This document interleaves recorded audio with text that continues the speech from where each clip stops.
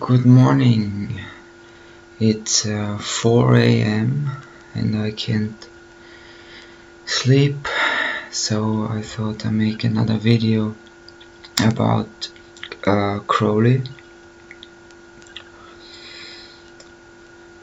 And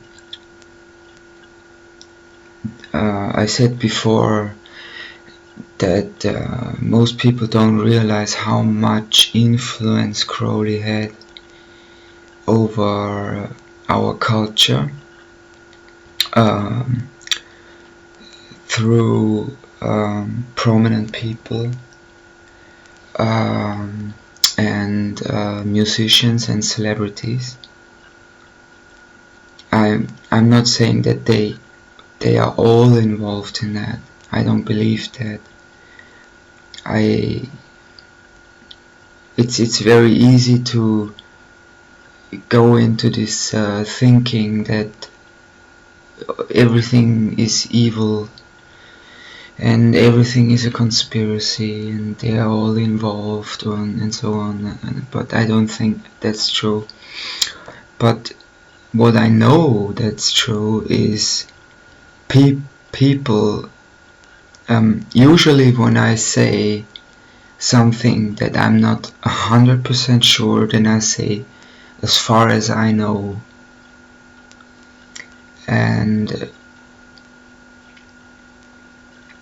But the people I'm talking about here were very influential people, and they most of them said it themselves that they are friends or acquaintances of Aleister Crowley, like for example Timothy Leary. When you know the motto of Crowley's religion is "Do what thou wilt shall be the whole of the law," instead of 10 commandments there's just one commandment, and that's "Do what thou wilt." And the Satanists say that people misunderstand it, because what Crowley meant by that is you should discover your godly will and then follow that. But I'm not really sure if that's true. So it could be true, I don't know. As far as I'm concerned, I think that basically it's a very, like Anton LaVey said, it's a very selfish religion. We are our own gods. And yeah, anyway, Timothy Leary, who is whose niece is Winona Ryder, and he obviously was a follower of Aleister Crowley, because he said it himself in an interview. He said, I'm an admirer of Aleister Crowley, and I think that I am continuing the glories that he started, and it's sad that he cannot see how far it has gone now, how advanced it has become. So he said that in a television interview. That's not my opinion. Timothy Leary said it himself. I am an admirer of Aleister Crowley, blah blah blah blah blah. And and basically Leary was the LSD guru, and he propagated LSD, which is a very powerful drug, a hallucinogenic drug, and in the Bible that's called sorcery. Using drugs to alter the state of your mind is a form of witchcraft called sorcery, and is expressly forbidden in the Old Testament.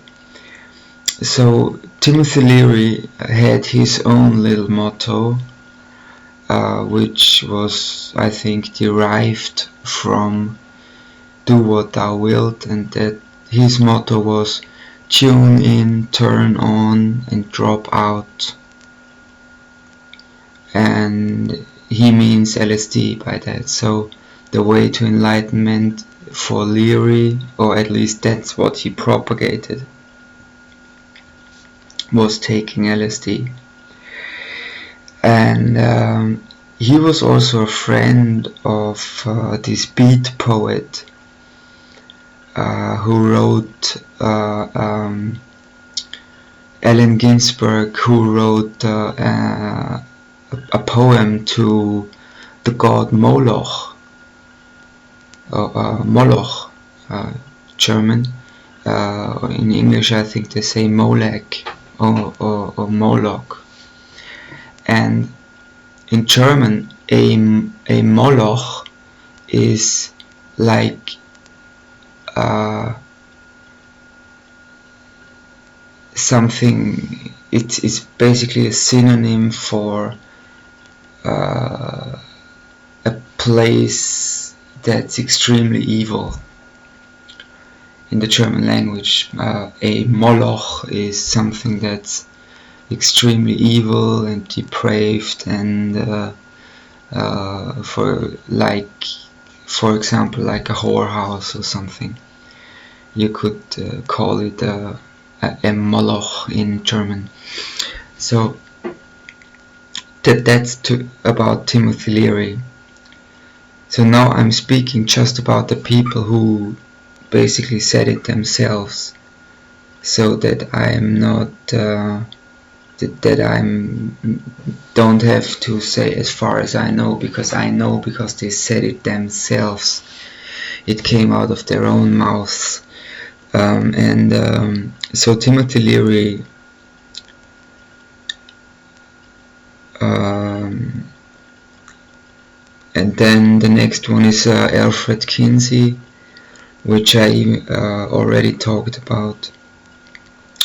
Kinsey was the first so-called sexologist, and he was in reality, he was a very influential scientific researcher, and the Kinsey Institute is still up and running, and he died like a long time ago. And all his colleagues, or at least one who is still alive, he said that Kinsey used fraudulent data to make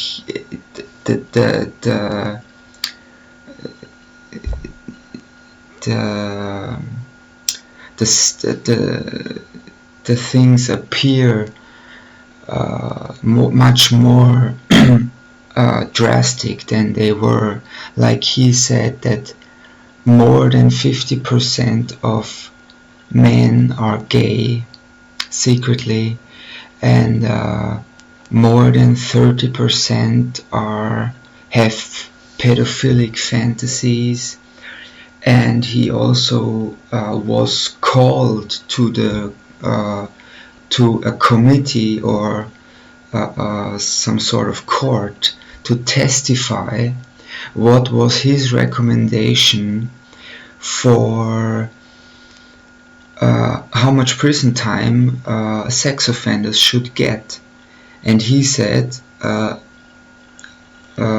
minimum amount, because they never reoffend. He said that pedophiles never reoffend, or very seldomly, and that they should not be locked up for that, because according to him, sex between a child and an adult is absolutely normal, and so on. So that was Alfred Kinsey. When he died, in the autopsy they saw that he was a masochist. He inflicted pain on himself to get aroused, and you could see that he had basically a completely mutilated body and organs. So it's disgusting. And this guy was so influential that he changed all the laws in America concerning pedophilia and so on. Which is just, I mean, that alone is mind-blowing. Watch the documentary with Judith Reisman, R-E-I-S-M-A-N, Judith Reisman, about Alfred Kinsey. And I advise you to bring a bucket to puke in. That's how depraved this guy was. So he was also a Crowleyite. I know that because there are pictures of him with Kenneth Anger in Italy in the Abbey Thelema. So that was Timothy Leary and Alfred Kinsey. The next one, L.Ron Hubbard, who founded Scientology. He was a Crowleyite. He even said in an interview, BBC or something, something to the extent that it's very interesting when you read the books about medieval belief systems and magic which they believed in, and one of the foremost authorities is my very, very, very dear friend, the late Aleister Crowley.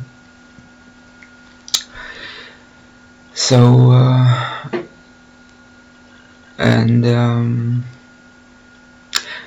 then there's Jack Parsons, who was also, there was some sort of connection between Parsons and L.Ron Hubbard. They wanted to do this Babylon working according to Crowley's book. They wanted to create a moon child. I'm not gonna go into that, what that means, but it's pretty disgusting. So, and Jack Parsons was the guy who basically started NASA, the space agency, which was formerly called JPL, Jack Parsons Laboratories. Now it's called Jet Propulsion Laboratories, and NASA was an offshoot of that. And all the Nazis that fled from Austria and Germany went either to Argentina, or if they were great scientists, they took them and wiped their slate clean, basically, even if they were involved in mass murders. Wernher von Braun was the chef of NASA, and what's interesting is that on his gravestone he included Psalm 11, I think, or Psalm 19, and it goes something like that. The world is made by God, and the firmament showeth his handiwork. Isn't that an odd statement for someone who said he flies to the moon, that there is a firmament which a firmament is firm. It's not, you can't go through that. Strangely enough, there never was another moon landing, and it's even a good question if they even ever were there, because but that's a very, very long story. Basically, there was a movie called Operation Capricorn, where they so they showed how they faked it, and there are still original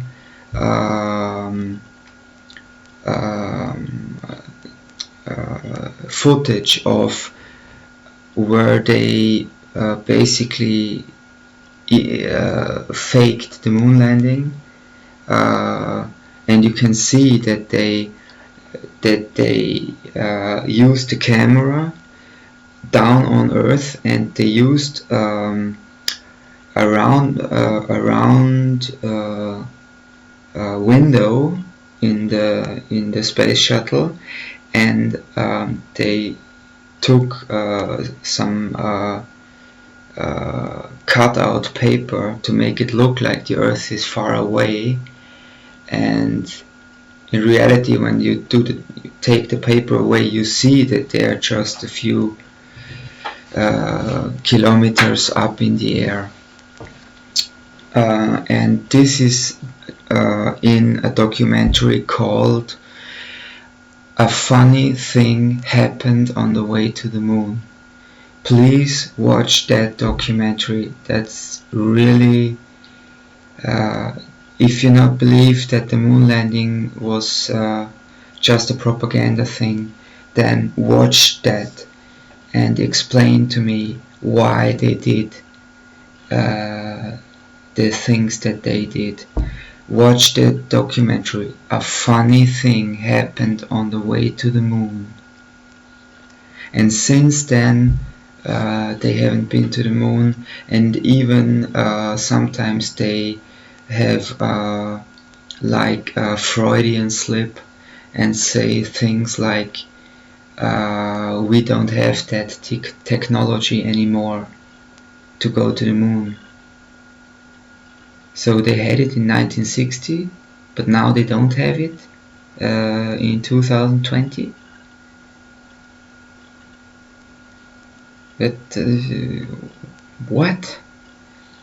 So in 1960, a computer was basically as powerful as like a happy birthday card singing "Happy Birthday to you" if you open it.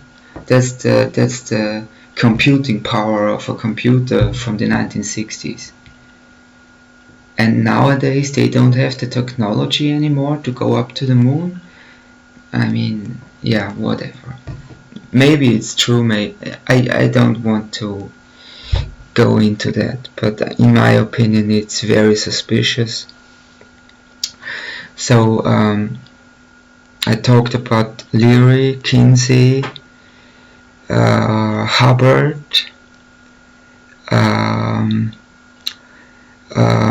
Jack Parsons. So, and Hubbard founded Scientology, and basically Scientology is just based on something that the CIA found out about interrogation tactics, that is basically a psychological thing where if someone listens without criticizing, it has a therapeutic effect. And he combined that with basically an E-meter, which is like a third of a lie detector. A lie detector has the two electrodes, left side of the body, right side of the body, plus your breathing, plus your heartbeat. So the E-meter that they use in Scientology is basically a third of a lie detector. So, and people like Tom Cruise and John Travolta, they will never get out of Scientology just for the reason alone that they divulged all their secrets to these people, and that's recorded. They say they don't record it, but it's all on video and audio, and if you try to get out, they destroy you. You have to tell them all your secrets about every aspect and area in your life, and when they have that, they have so much in their hand against you that you can do nothing against them anymore. So Tom Cruise will never stop being a Scientologist, and all these celebrities.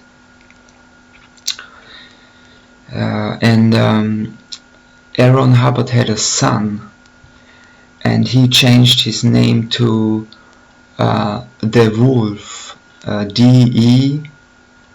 DeWolf, and his son was interviewed by a court about the whereabouts of his father, and I think, and that's also on YouTube, and I mean, if it interests you, it's pretty interesting what he has to say about his father. So L.Ron Hubbard Jr. said that, first of all, his father was involved in black magic, in hypnotism, and that the foundation of Scientology is black magic. And he even said that on the evening news in the 1980s, and that's also on YouTube. And L.Ron Hubbard Jr., his name is Ronald DeWolf. He changed his name from Hubbard to DeWolf, which reminds me of Adolf Hitler, because Hitler also used the same alias, Herr Wolf or Mr. Wolf, when he checked into hotels. And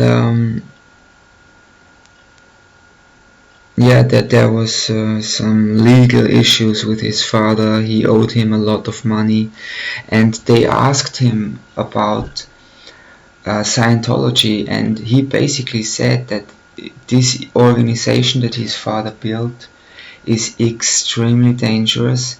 The Sea Org is basically like his personal SS. They do anything for him.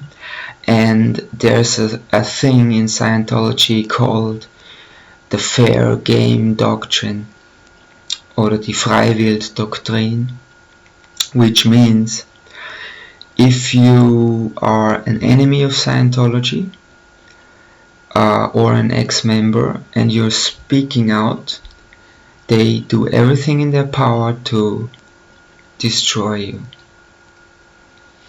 They harass you. It's